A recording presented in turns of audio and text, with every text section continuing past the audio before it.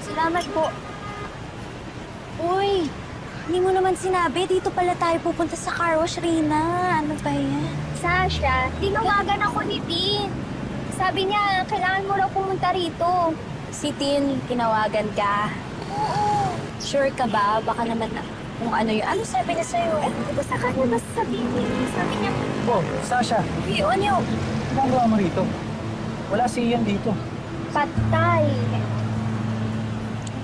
Parang pinaprank na naman ata tayo ni Tin. Sabi ko sa'yo eh. Patay. Alis na rin kami. Ito kasi, sino ano Sasha! eh. Visit eh. Sasha! Kanina pa ako pinipilit ni Tin magstay dito. To wait for you. Kanina pa rin kita tinatawagan pero hindi mo naman sinasagot. Kaya pumunta ako sa bahay mo. Pero pagdating ko naman dun, wala ka naman na. Umalis ka na daw. Pero buti nandito ka.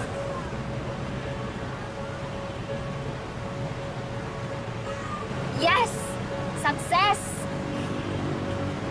Sige mauna lang ka carry on yo. Yeah.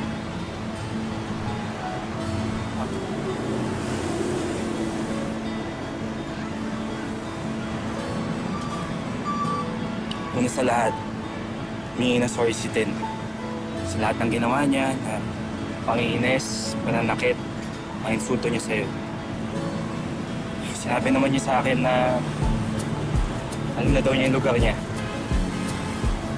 And nag-promise siya na hindi na siya mag-overstep. Of course, ako din. Gusto ko rin humingi ng sorry. Sorry dahil hinayaan ko si Tin na ganun-ganunin ka. Dapat hindi na eh. And sorry din na pinakabot ko pa sa ganito. Wala na tuloy. Sorry. Marami rin akong gusto sabihin yan. Pero, parang wala pa akong lakas.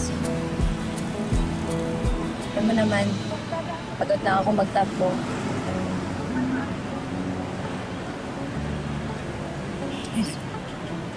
Sasha, di ba tayo mag-away? Tayo mag-away.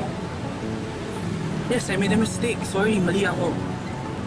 Wala dapat pinakabot sa ganito eh.